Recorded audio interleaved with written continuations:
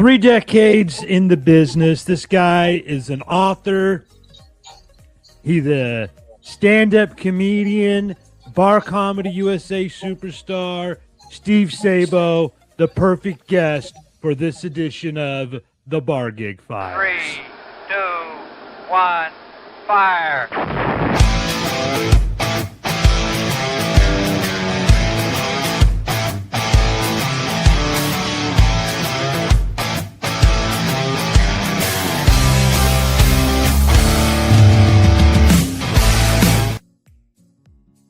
This guy's been doing stand-up comedy for over 30 years. Is that right, Steve? Yeah, it'll be 35 years. Actually, it's 35 years this month. So yeah, it might be 35 right now. Yeah, 35 years this month. That means when some of you were out there arguing over which PlayStation game was the best, this guy was arguing with some drunk dude named Todd in a bowling alley bar in the Midwest. crazy, right? Even beyond that, like there are comics now. You think about that. There are comics now that were not born when I first started headlining, for that matter. It's crazy, right? Crazy. They're just comics that are they're out there doing it now, and they weren't even born when you guys like you and I first started. Right? Crazy. Yeah. It's absolutely crazy. Known for high energy. How do you keep up that kind of a high energy act over 30 years? You know, it's funny because I think I'm just I just naturally like that kind of a person, but I obviously I don't drink like I used to drink. I drink a lot of energy drinks. You know, I drink caffeine all the time, coffee, energy drinks. But it's just kind of like I think it's more of a mental state more than anything else. Like I talk fast, I think fast, and I've got a lot to say. So it's like that energy just kind of transpires, you know, like into my act when I go up there. Plus, I write jokes, you know, to be able to perform with emotion, and I think performing with emotion, you know, brings out the energy. Yeah, I would agree. I always like that type of stand-up the best, where you're passionate about what you're talking about, but it might be something trivial. Absolutely. That's what I think is funnier than anything else, is when the more trivial, the better, right? The smaller the thing that you can make a big deal out of, the funnier it really gets, because people are like, why does he care so much over something so small? Yeah. I love it when I can watch a guy, it seems like they're about to have a nervous breakdown over dryer lint. Right. That's a really good example. But yeah, I do that all the time. Like just in my normal everyday life, the tiny little things that drive me crazy, you know, and I can think of a million different ones, but like something like I was thinking about, it's been so cold lately, but have you ever noticed like how much slower the gas pumps are when it's freezing outside than it is in the summertime? In the summertime, you can fill up your gas in the 10 seconds. In the winter, there's like 15,000 questions that you got to go through. You know, do you want a hot dog? Do you want a car wash? I just want to not die of hypothermia or whatever. You know, that's all I want to do. I want to not die right now. Fill my tank. Right. Yeah. And what's great about that is it's endless, and it's relatable to you. Go to these pub and grub shows, man. These aren't hipsters in the city. These are people that are, it's everyday life experiences like that will be relatable. Yep. Yeah. And I love the pub and grub shows. You know, it's funny because people that don't do them, that haven't performed them, they may not even understand how great they are. But these are small town people, and they pack the places. You could be a tiny fun, like me and Scott often joke around about like if we're on our way to a gig and we lose our phone signal. Oh, we must be getting close, right? Because it's in the middle of nowhere. And sometimes they are, but they fill it, they pack it. It's like, you know, they have 50 seats, they have 50 seats filled. If they have 100 seats, they have 100 seats filled. And these are people that couldn't be happier to get the entertainment, because there's two things that go on that I think is great. Some people come out because they just love to be entertained. And there's other people that come out and that are surprised that the entertainment's as good as it is, because they didn't expect somebody who's got some talent to actually come to their town. Yeah, right. We didn't think. Sometimes I almost think that they showed up expecting the comics to tank. For sure. Absolutely. A lot of them do. I'm sure they do. You know? Yep. And then you leave and you have a new friend. which is great. Absolutely. Yeah. Yeah. And you've seen comics burn out. Oh, so many, and it's so easy to burn out. And that's the funny thing about it, is that I think about how many people started when I started that are not around anymore, and I would say 90%, more than 90%, maybe 95%. Some of them are still in the business, but they may have rotated to something different. Maybe they're just doing cruise ships, or maybe they're doing writing gigs or something like that. But I don't know very many comics at all that started when I started that are still out doing the road, especially the way that I'm doing it. So I love being on the road. I love seeing new places. That's my thing. I love it. I think we all settle into those niches as comics. Like you said, some wind up writing for shows, or some wind up doing cruise ships or different types of gigs. And it's guys like me and you that we kind of are sort of built for the saloon shows. We're built for the road. Yeah. We're built for handling the unpredictable dynamics of what you will get, which is what I think is the best live entertainment anyway. Yeah. To watch is where you don't know what the hell might happen. Absolutely. And it's funny you say that, because absolutely, I think that's what I love the most about it. See, I think a lot of the comics that burn out are the comics that they don't write any new material, and they don't know how to improvise. So they're the comics that have their set act. That's exactly all it is. And the moment it goes off the rails, and let's be honest, if you're doing a bar show, it's going to go off the rails a little bit somewhere. Right. There's going to be a drunk that's going to stumble. Somebody's going to yell something. The bathroom's going to overflow. The ball game's going to be on. I mean, the jukebox is going to start for no reason. I mean, things are going to happen, and you need to be able to know how to handle that. And a lot of these comics that, they were raised in the clubs, they were raised in whatever, where it was a perfect environment, but they don't know how to work in an imperfect environment. Right. And have you ever had a situation where you're like, man, this is just soul crushing. Like, this is too much. I have.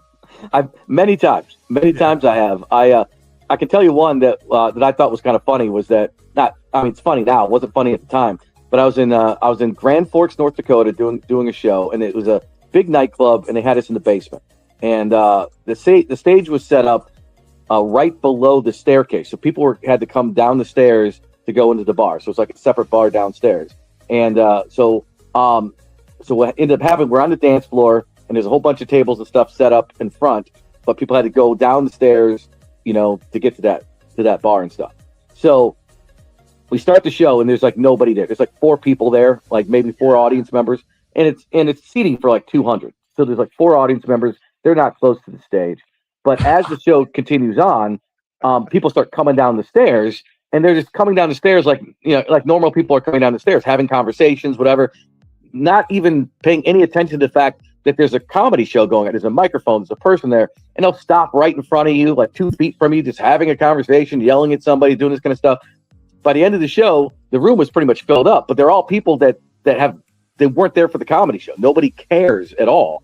So there's maybe 100 people there or so by the end of the show.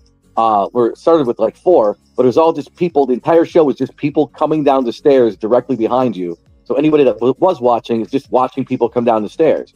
And then at the end of the show, and it was one of the most miserable experiences, getting like almost no laughs, nobody's paying attention. And the guy goes to pay me, and he does pay me.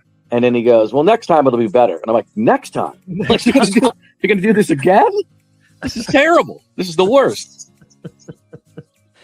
Yeah, and when I first heard you say that the stage was underneath the stairs, I thought that maybe as you were doing your act, you would literally hear the plodding of footsteps going down the stairs, but you could see them as well. Yeah, you could see them as well. You could hear them, you could see them, and then they would just stop directly in front of you. Like literally, one guy, I tapped him on the shoulder, while he's standing there and doing a show. I go, hey man, would you mind moving out of the way a little bit?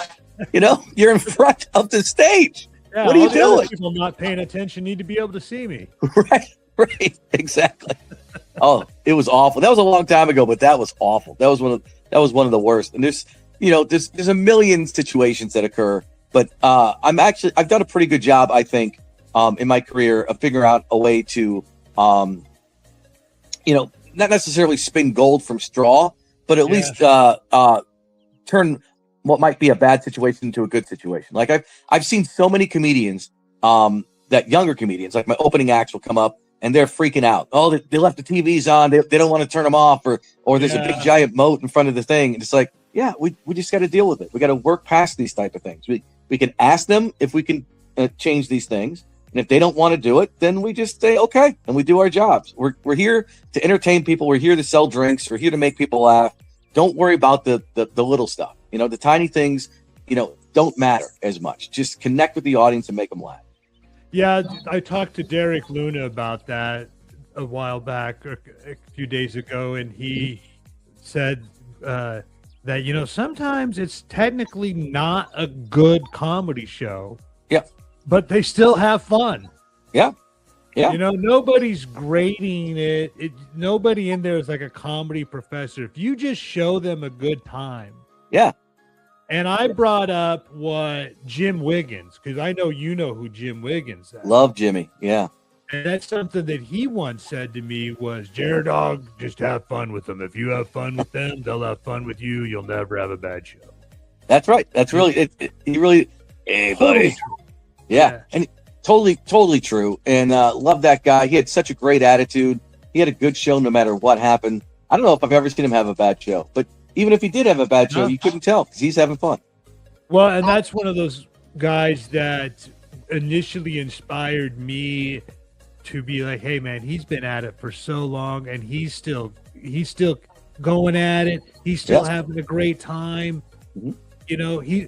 I was a young pup and he was in it for 30 years at that point. I was that guy that we were talking about at the beginning of this video.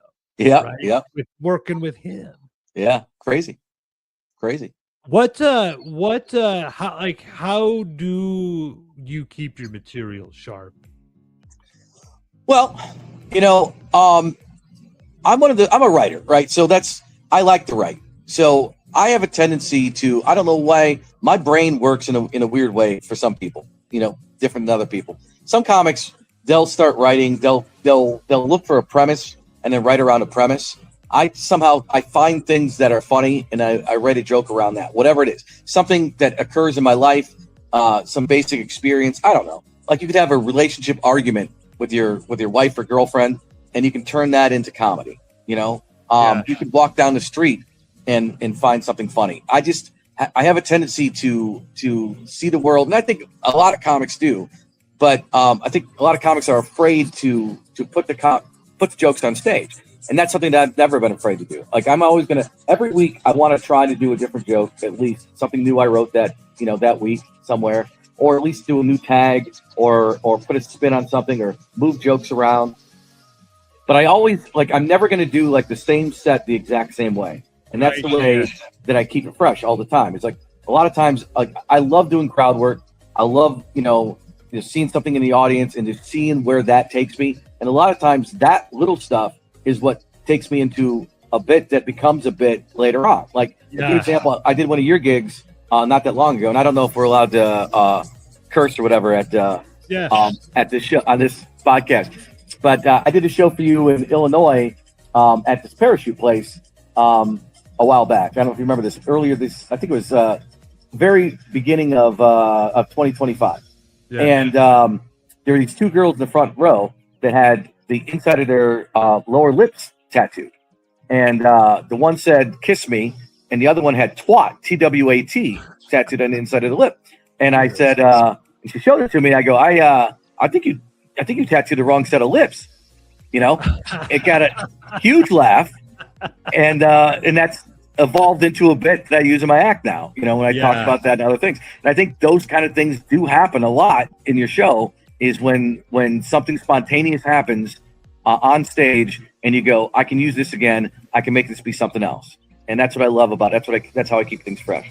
Yeah, that's what I love about these bar gigs too, is you run into a lot more of those types of situations. Yeah. And those diamonds in the rough where you're allowed to roll with that a little bit more. Yep.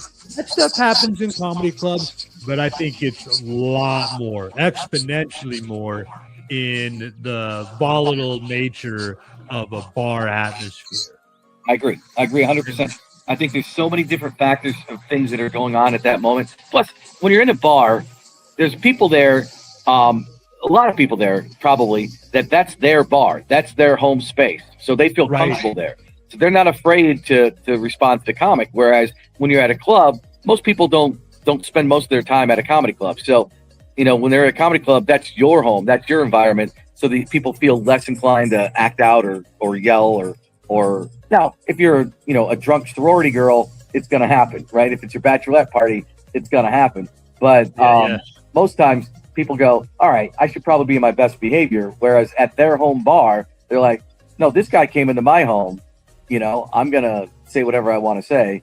And then it's your job as a comedian, to put them in their place or, have fun with them. Don't, not be mean with them, but, make them kind of regret that decision a little bit.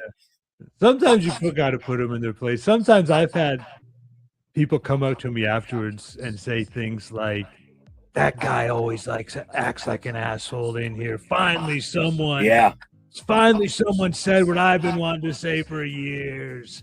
Oh, yeah. They live vicariously through you.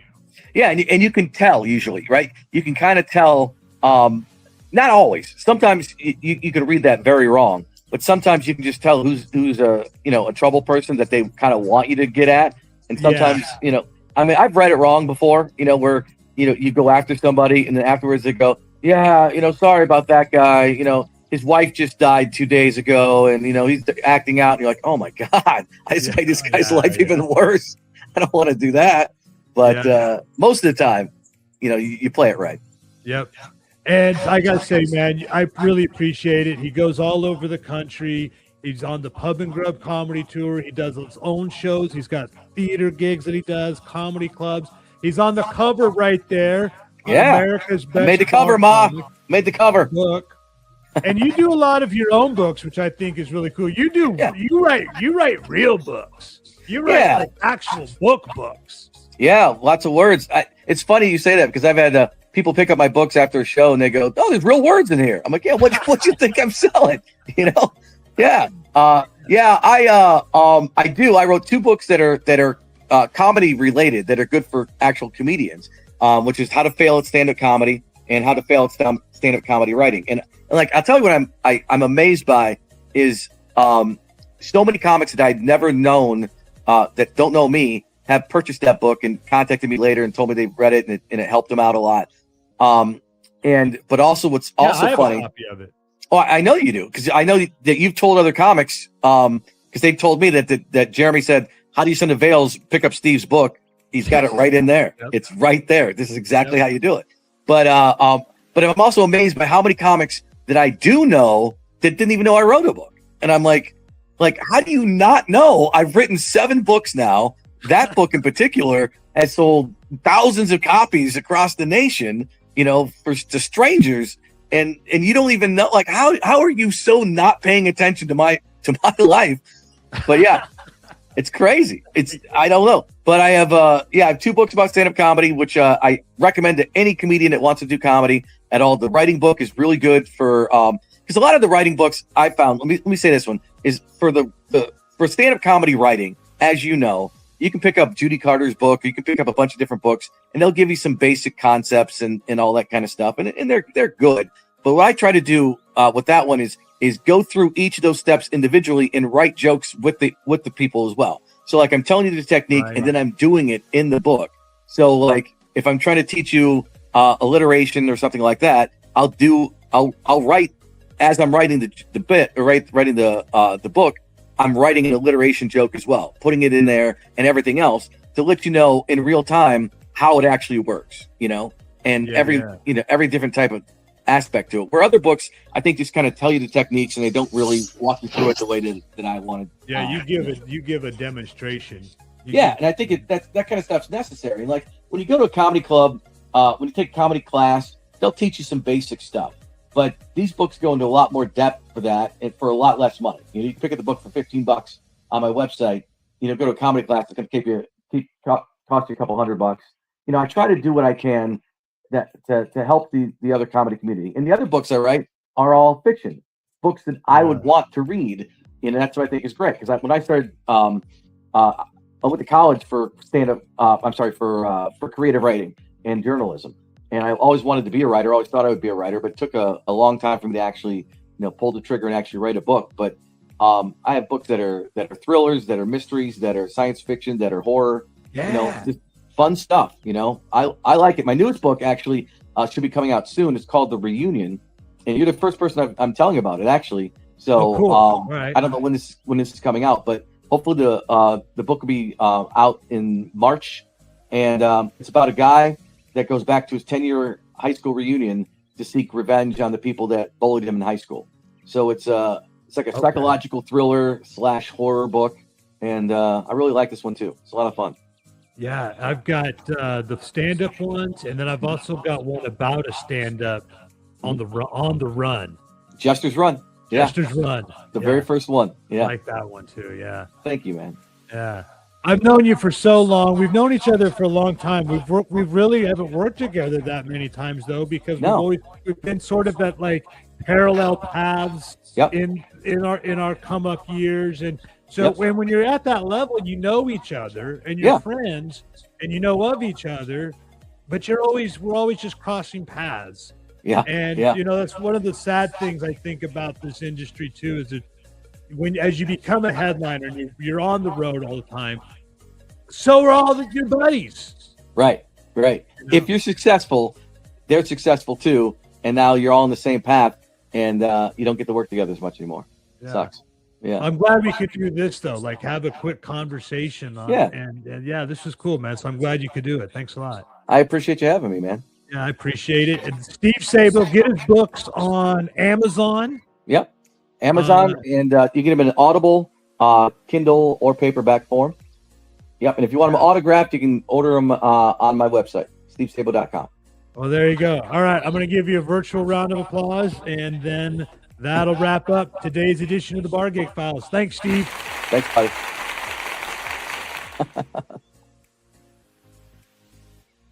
Yeah, that was cool.